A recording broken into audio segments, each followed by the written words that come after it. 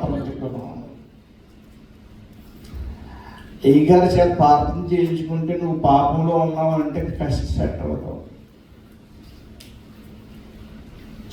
మా చేత ప్రార్థన చేయించుకున్నారనుకో, ఇంకా నువ్వు పాపంలో ఉన్నావు అంటే కుదరతో వికెట్ రాలిపోతుంది. చాలా జాగ్రత్తగా కాపాడుకోవాలి. ఇద్దరు మనుషులు వేగురు వారు రహబు ముగ్గురితో జరుగుతుంది సంభాషణ. అక్కడ ముగ్గురితో జరుగుతుంది. రక్షణని కొట్టుకొచ్చేసిందండి. విశ్వాసాన్ని బట్టి, క్రియలు బట్టి నీతి ముద్రలు కనపడుతుందండి. నీలో విశ్వాసం ఉండాలి, నీలో క్రియ ఉండాలి. ఎవరైనా ఫోన్ చేసి ఈ బల్ల కొంత అక్కడి వరకు మోసుకెళ్ళమంటే, నేను మోసుకెళ్ళను, నేను పాస్టర్ దగ్గర ఉంటానంటే కుదురుతో మోసుకెళ్ళాలి. క్రియ చూపించాలి, క్రియ చూపించాలి. నీ జీవితంలో క్రియ జరగాలి. అబ్రహాం అలాగే పంట వేశాడు, వెళ్ళిపోమన్నాడు. ఇస్సాకు ఇస్మాయిల్ చాలా బాధపడ్డాడు, అయినా ఒప్పు పట్టాడు. యాకోబు ఏసావు చాలా బాధపెట్టాడు, అయినా ఒప్పు కలిగి బ్రతికాడు. అక్కడ బ్రతికాడు.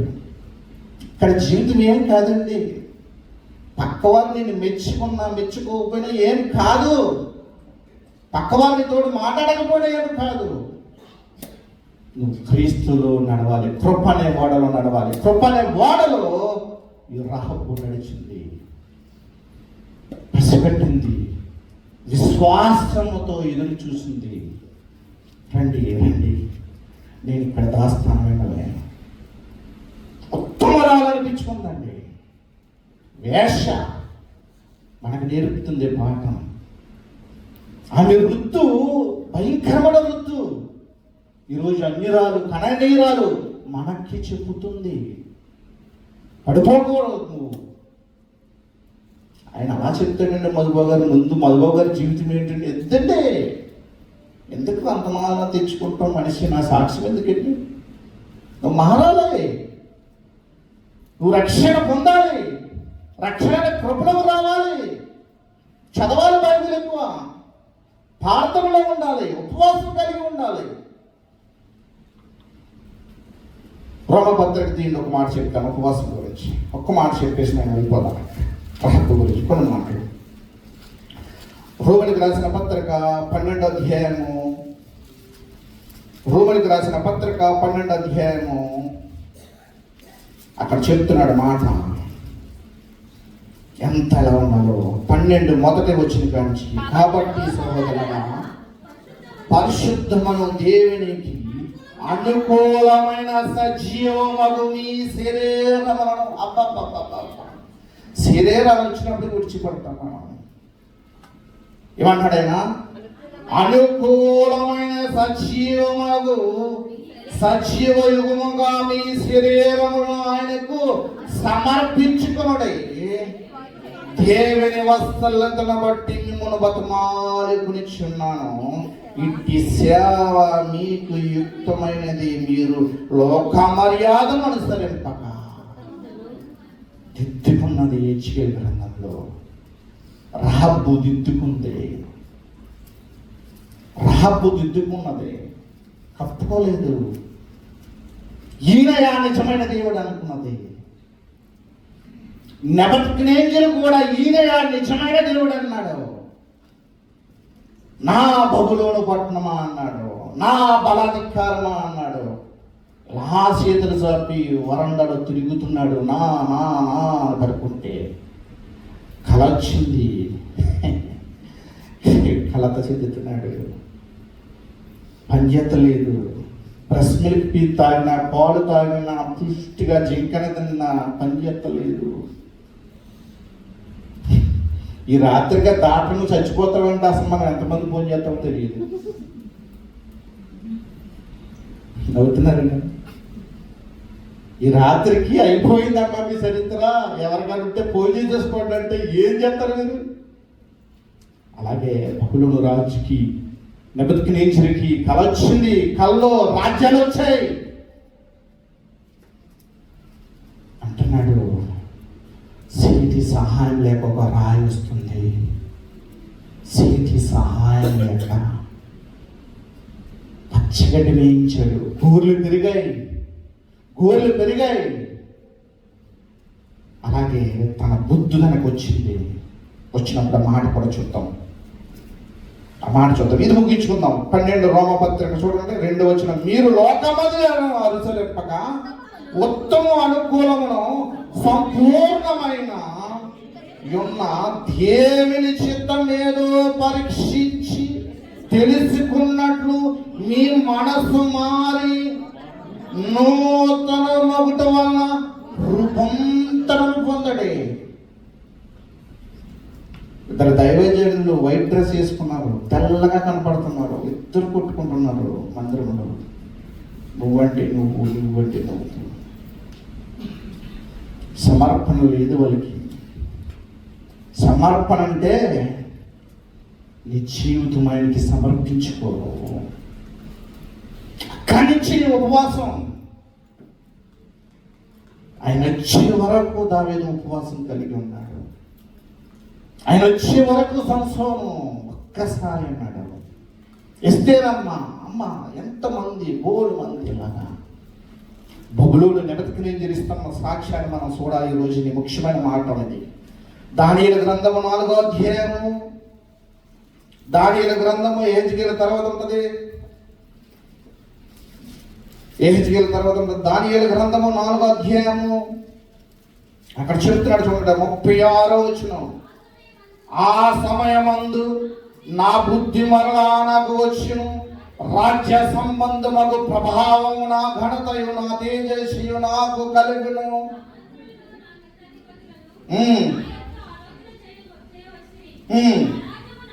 నా రాజ్యము నాకు స్థిరపడగా నేను మరి ఎక్కువ ఘనత నొంది తిని ఇలాగూ నెబుకద్నెజరు నేను పరలోకపు రాజ్య యొక్క కార్యములన్నీ సత్యములను ఆయన మార్గములు న్యాయమైనవి ఉన్నవని గర్వముతో అండర్లైన్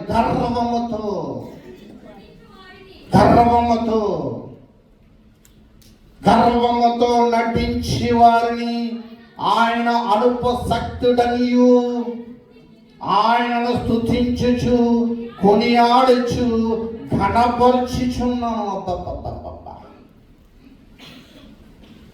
అన్యుడిస్తున్న సాక్ష్యము ఏముందండి? అటువంటి సాక్ష్యం కలిగి ఉన్నాడు నువ్వు. రహబు అటువంటి సాక్ష్యం కలిగి ఉంది. రండి పాఠకు వెళ్దాం. యెహోషువ గ్రంథానికి రండి.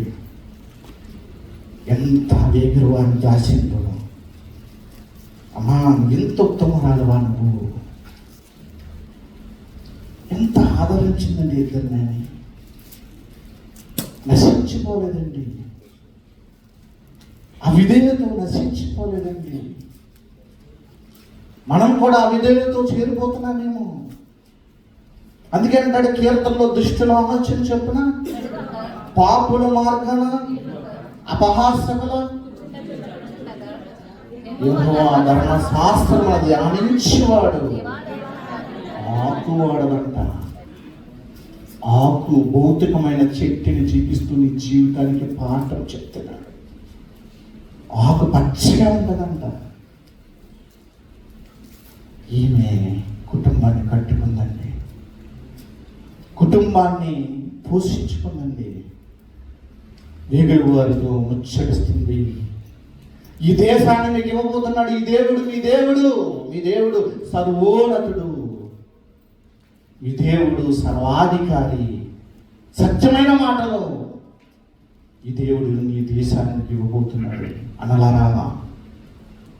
అన్నలారా నేను మీతోటి మీ దేవునితో నా కుటుంబాన్ని కాపాడుకుంటాను. నేను ఇవిడ ఎక్కడి నుంచి వస్తుంది? ఎక్కడి నుంచి వస్తుంది? పొలంలో నుంచి కృపని వాడలోకి వస్తుంది. లోకంలో నుంచి కృపని వాడుతుంది. ఆ వాడ మంచిది. ఆ వాడలో ఉన్నప్పుడు నీకు ఎన్నో శోధనలు వస్తూ ఉంటాయి, ఎన్నో బాధలు వస్తూ ఉంటాయి. చూస్తూ ఉంటాడు, ఉద్యోగం రావట్లేదని చాలామంది దిగులు పడుతున్నారేమో, ఆయన వెయిట్ చేస్తూ నేను వెయిట్ చేస్తూ ఉంటాడు. దాని ద్వారా మహిమ పరచబడుతున్నాడు. ఆయన ఎక్కడో నీకు దాచి ఉంచుతాడు ఉద్యోగం, నిన్ను ఒట్టిగా ఉంచడు. ఎక్కడో సాక్ష్యం చెప్పకపోతావు. ఈమె కుటుంబాన్ని రక్షించుకుంది, కుటుంబానితో ఎలా సంబంధం కలిగి కుటుంబం పరిచయం చేస్తుంది ఈమె. యెహోషువ గ్రంథం 1-6 వరకు కూడా చూద్దాం. తర్వాత 6వ అధ్యాయం కూడా చూద్దాం. ఎందుకంటే ఈమె కుటుంబము ముగింపులో రక్షింపబడ్డది,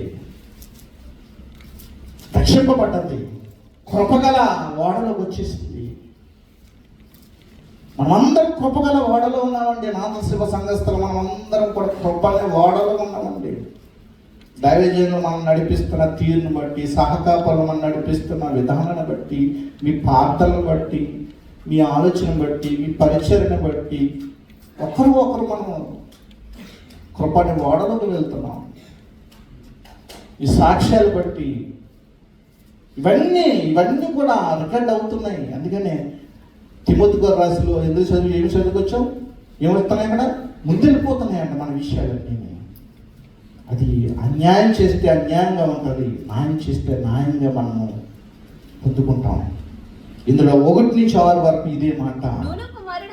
ఇందులో అక్కడక్కడ వెళ్ళిపోదాం, సమయం దగ్గరకు వచ్చేసింది కాబట్టి అక్కడక్కడికి వెళ్ళిపోయి త్వరగా ముగించుకుందాం. 3వ వచనం, 2వ అధ్యాయం 3వ వచనం. అతడు నీ యొద్దకు వచ్చి నీ ఇంట చేరిన మనుషులను వెలుపలికి తీసుకురమ్మని వారి దేశమంతటి వేగు చూచుటకు వచ్చారని చెప్పుటకు రహబునొద్దకు మనుషులను పంపక. ఈ 4వ వచనమే విశ్వాసం ద్వారా నీతో మాట్లాడుతున్నాను. ఈ 4వ వచనమే నీతోటి వాక్యం ద్వారా హెచ్చరిస్తుంది. ఈ 4వ వచనమే అనలారా మారండి, ఆదరణ కలిగి మారండి, పగలో పట్టింపులు విడిచిపెట్టండి, ద్వేషము ఇవన్నీ విడిచిపెట్టండి. ఫలించాడు, ఆకు వాడకూడదు, పచ్చగా కనపడాలి ప్రభుకి, ఎండిపోయినాడు కనపడకూడదు. మారు అని ఇది మనకి పాఠం నేర్పుతుంది. 4వ వచనంలో అంటుంది, ఆ స్త్రీ 2 మనుషులతో వారిని దాచిపెట్టి మనుషులు నా యొద్దకు వచ్చుట నిజమే, వారు ఎక్కడి నుంచి వచ్చారో నేను ఎరగను. చీకట పడి ఉండగా కవిని వేయబడి వేళన మనుషులు వెలుపలికి వెళ్ళిరి, వారు ఎక్కడికి పోయారో నేను ఎరగను. మీరు వారిని శీఘ్రంగా తరిమి పట్టుకుందురు అని చెప్పి తన మిద్ది మీదకి ఇద్దరిని ఎక్కించి దాని మీద రాసి వేసి ఉన్న జనప కట్టెలలో దాచిపెట్టింది. అదండి కృపనే వాడకు వచ్చేసిందండి. ఎవరితో సంబంధం కలిగి ఉంది? దేవుని రాజ్యంతో, దేవుని రాజ్యముతో పంచుపరుచుకున్నది. ఎంత చూడండి, ఆలోచన కలిగి చూడండి. దాచిపెట్టిందంట. తీర్మానం, ప్రమాణం చేస్తుంది చూడండి. ఇందులో 18వ వచనం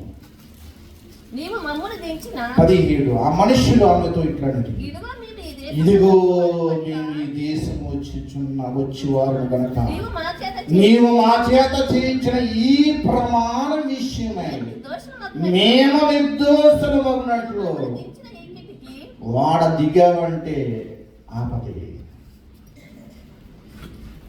వాడ దిగకూడదు, కృపనే వాడ ఎక్కాలి. ఎక్కినప్పుడు ఎన్నో శోధనలు వస్తాయి. నువ్వు మంచోడు కాదంటారు పక్కడు, పొగరెట్టు ఆయనకి. ఆయన భారత తక్కువ చేస్తాడని అంటాడు. అవన్నీ కూడా ఆలకిస్తున్నాడు దేవుడు. ఎవరిని చెప్పకూడదంట, ఎవరిని కూడా ఏమనకూడదంట. అనకూడదని సామెతల గ్రంథంలో ఒక మాట చూపించేస్తాడు ఇక్కడికి. అనకూడదంట అంటే ప్రాబ్లం.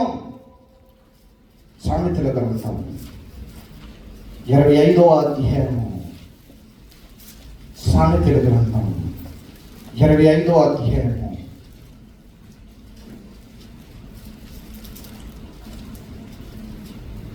క్షమించండి 24వ అధ్యాయం. చూసారా, మర్చిపోతున్నాను. వయసు పెరిగి కొద్దిగా మరిపోతుంది. మా అన్నేమో బుజ్జిగాడు అంటుంది, నా నాయనా అంటుంది, నా బాబు అంటుంది, ఉదయాన్నే ఎందుకు చేయరు నాయన అంటుంది. నన్నే కాదు, రాజేశం కూడా అంటుంది. కొన్నాళ్ళమ్మ టైగర్ భోంచే బాబు అంటుంది. నన్నే కాదు, ఇక్కడ ఉన్న వాళ్ళందరినీ అంటుంది. థామస్ గారు వాళ్ళ అమ్మ కూడా ఉంటే థామస్ గారిని బాబు అని కేకేస్తున్నాం. తల్లికి ఎప్పుడు కూడా కొడుకులు చిన్నపిల్లలే అంటుంది. సామెతల గ్రంథం 24వ అధ్యాయంలో 26వ వచనం.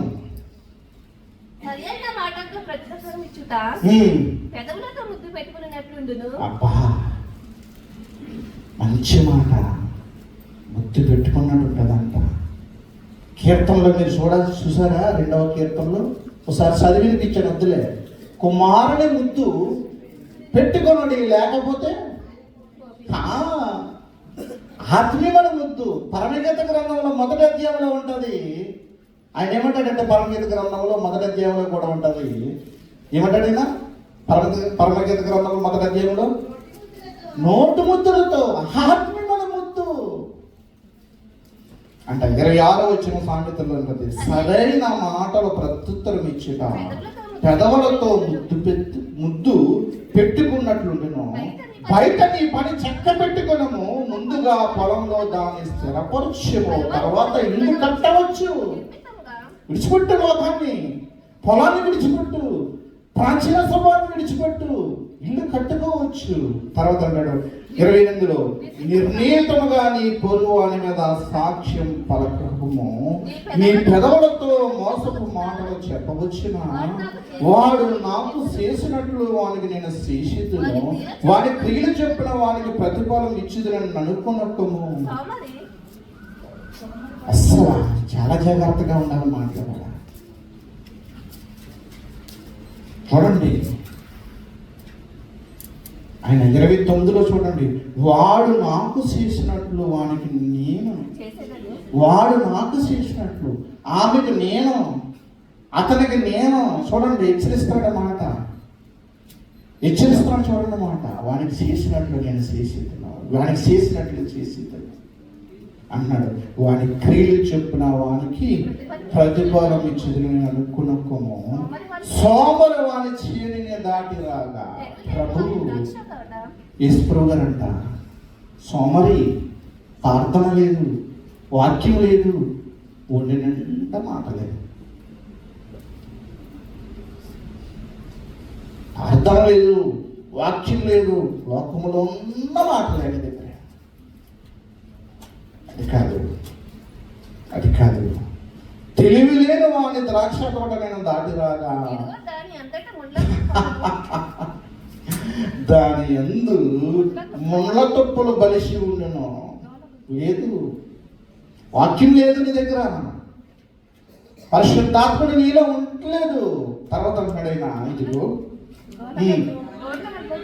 కప్పి ఉండును, దాని రాతి గోడ పడి ఉండును, నేను దాన్ని చూచి యోచన చేసుకుంటేని, దాన్ని కనిపెట్టి బుద్ధి తెచ్చుకుంటేని, ఇంకా కొంచెము నిద్ర, కొంచెము కునుకపాటు పనుంటకు, ఇంకా కొంచెము చేతులు ముడుచుకునుట, నీటి వల్ల నీకు దరిద్రం వస్తుంది. ఎక్కాలి కృపనే వాడ. 2 విషయాలు ఇక్కడ నేను రహస్యం గురించి చెప్తాను. ఎబ్రిల్ రాసిన పత్రికలు, యాకోబు రాసిన పత్రికలు ముగించుకుందాం. అని అంటుంది, కుటుంబాన్ని కాపాడుకుంది.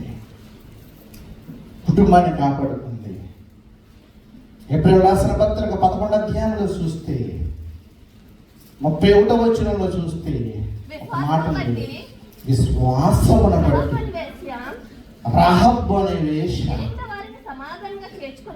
వేగులు వారిని సమాధానంగా చేర్చుకున్నందున, ఎవరితోనమ్మా? అవిధేయులతో పాటు నశింపక పోయిన. కృపనే వాడకు వచ్చేసిందని. యాకోబు రాసిన పత్రిక 2వ అధ్యాయము, యాకోబు రాసిన పత్రిక 2వ అధ్యాయము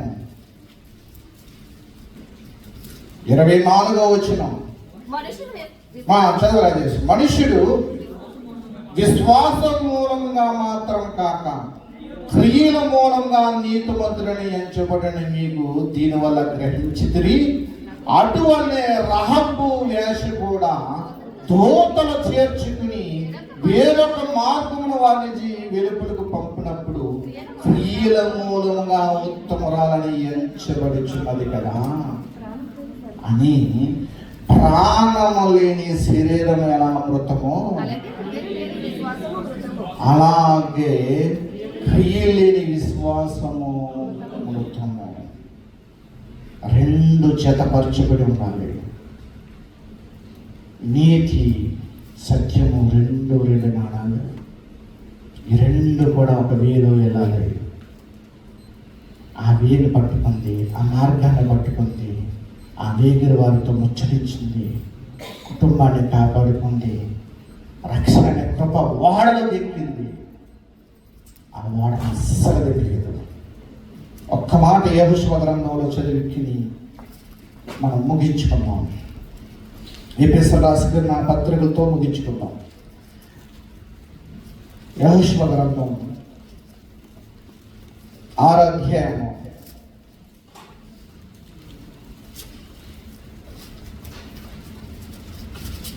6వ అధ్యాయం యెహోషువ అంటున్నాడు 22వ వచనంలో, అయితే యెహోషువ ఆ దేశానికి వెళ్ళి మీరు ఆమెతో ప్రమాణం చేసినట్లు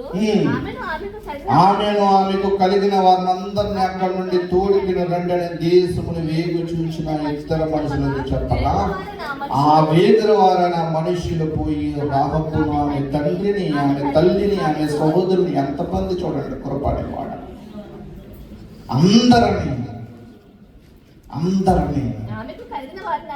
24. అప్పుడు వారు ఆ పట్టణమును దానిలో సమస్త అగ్ని చేత కాల్చి వేసిరి.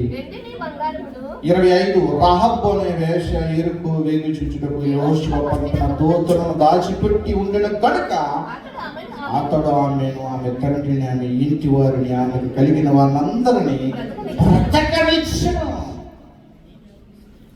కుటుంబం అంటే ఎలా కాపాడుకోవాలి? కుటుంబం అంటే ఎలా ఉండాలి? అలా మంది కుటుంబం ఉందా?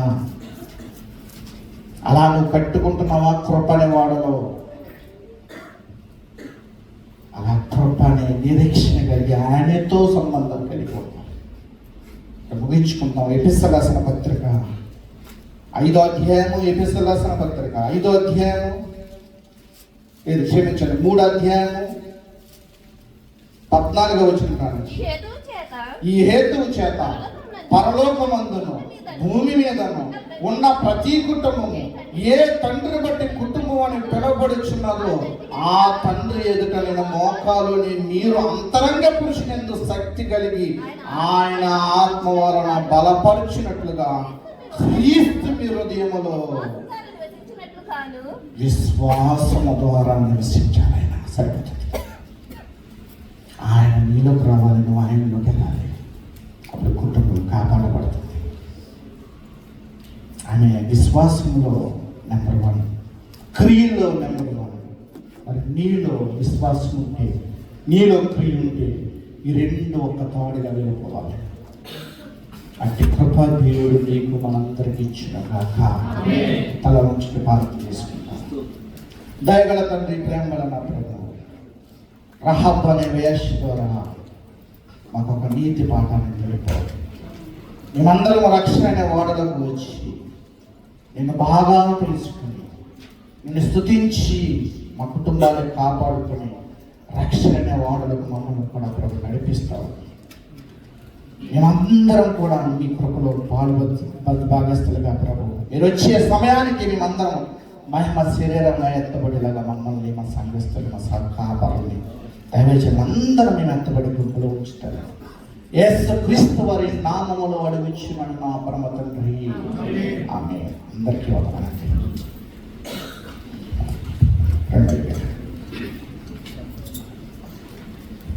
దేవునికి స్తోత్రం. హల్లెలూయా, హల్లెలూయా. మంచిదండి, ఇంతవరకు కూడా